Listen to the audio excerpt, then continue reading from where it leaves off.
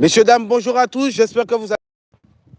J'aimerais vous passer un message d'espoir aujourd'hui, vous dire que Dieu vous aime et ce Dieu merveilleux qui a créé l'humanité, les oiseaux, les animaux, les légumes, toutes ces choses que nous consommons, j'aimerais te dire qu'aujourd'hui, il t'appelle à lui et il a fait quelque chose de glorieux pour l'humanité afin que celui qui croit en lui ne périsse pas mais ait la vie éternelle.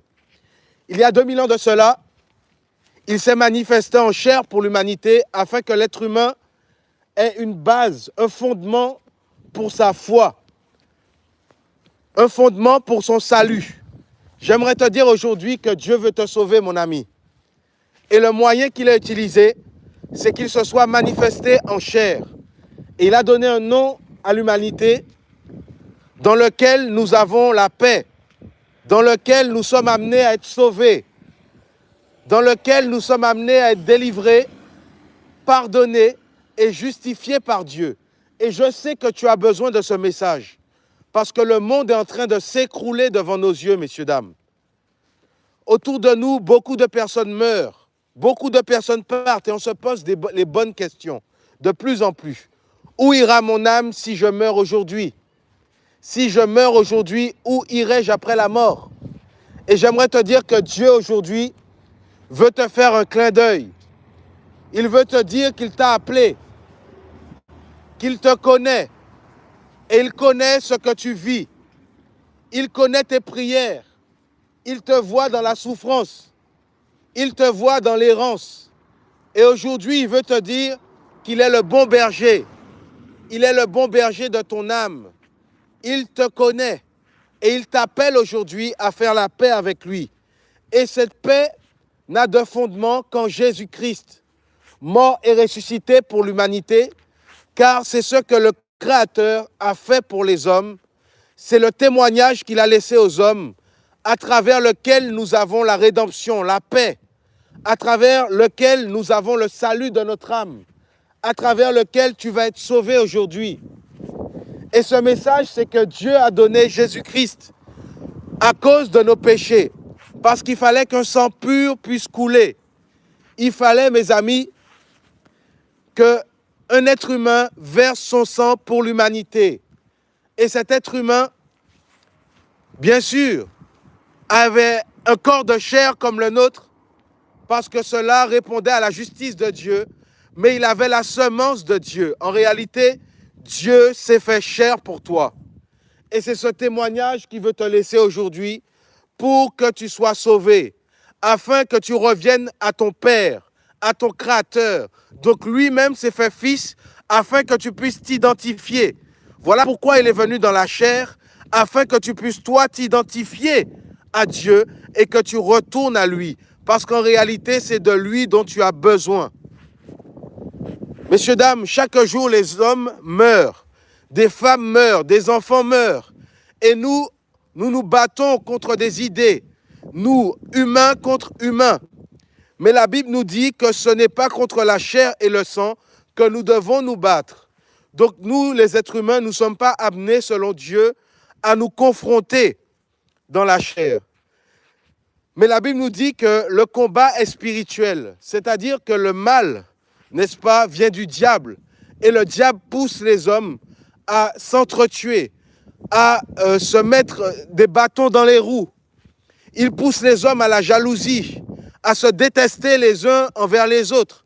Mais au contraire, Dieu veut unir l'homme. Et la seule façon qu'on soit unis, c'est le fait de comprendre l'amour de Dieu, comprendre pourquoi Dieu nous a créés, dans quel but, messieurs, dames. Et c'est pourquoi Dieu s'est manifesté en chair. C'est pour amener la paix dans nos cœurs. C'est pour que nous ayons une foi qui nous permette d'aimer notre prochain, qui nous permette de plaire à Dieu, de nous sanctifier, de nous préparer pour son retour. Et voilà pourquoi Jésus-Christ a été donné en sacrifice. C'est pour montrer aux hommes la méchanceté de leur cœur. Car ce sont des hommes, malgré tout le bien qu'il a fait, ce sont des hommes qui l'ont crucifié, messieurs, dames. Ça montrait que l'humain sans Dieu était dépourvu d'amour. Pourtant, il a fait le bien. Il a guéri. Il a fait des miracles. Il a restauré des foyers. Il a restauré, il a enlevé les maladies. Il a donné la paix aux hommes. Mais malgré ça, les hommes ont voulu le tuer. Parce qu'en réalité, messieurs, dames, l'homme sans Dieu a pour père le diable. Il ne peut faire le bien malgré lui. Étant dans cette faiblesse de la chair, Dieu a voulu répondre à nos prières, répondre à nos faiblesses en donnant Jésus-Christ en sacrifice, afin que par notre foi en lui, nous devenions forts contre au mal, contre au péché, et que nous puissions plaire à Dieu. J'aimerais te dire aujourd'hui que Jésus t'appelle à revenir à lui. J'aimerais te dire que Jésus t'aime. J'aimerais te dire qu'il est la seule solution pour que tu parviennes au salut, pour que tu sois sauvé, pour que tu aies la paix avec ton Créateur, pour que tu meures en paix et que tu ailles le rejoindre. Parce que la mort est qu'une étape. La mort n'est pas la fin de toute chose, parce que ton âme vivra. Voilà pourquoi ceux qui meurent sans Jésus-Christ sont sous l'attente d'un jugement, car ils auront refusé la grâce de Dieu, la solution que Dieu a pourvue pour l'humanité. Parce que Dieu ne se compromet pas, messieurs, dames. Il est le seul chemin, la vérité et la vie éternelle. Pour le salut de quiconque croit en lui, ne périsse pas, mais soit sauvé. J'aimerais te dire aujourd'hui, mon ami, que Jésus revient, que nous sommes à la fin des temps et que ces paroles ne tombent pas dans tes oreilles par hasard. Dieu n'est pas religieux, Dieu n'est pas communautaire. Il a créé l'humanité et il appelle les hommes à revenir à lui. Personne ne peut compromettre le Créateur. Personne ne peut acheter Dieu par ses bonnes actions, mais par un cœur repentant. Il veut que tu te repentes du mal, que tu aies un cœur qui lui plaise. Et pour cela, il te faut accepter Jésus-Christ dans ta vie. Pourquoi? Parce que Jésus est le seul qui peut, n'est-ce pas, transformer ton cœur. Il est le seul qui peut transformer ton cœur, car c'est ce que Dieu veut. Il ne veut pas que tes habits soient changés sans que ton cœur soit changé. Il veut changer ton cœur. Il veut changer ton intérieur. Voilà comment, mes amis, les hommes ont choisi la religiosité. Ils ont changé d'habit, mais leur cœur est resté pourri, mauvais. J'aimerais te dire, mon ami, de sortir dans cette hypocrisie et de venir à Dieu réellement. Tes ancêtres ne pourront rien faire pour toi. Ils sont morts. Mais Jésus-Christ, n'est-ce pas, est mort et ressuscité. Et c'est le témoignage de Dieu pour nous les hommes.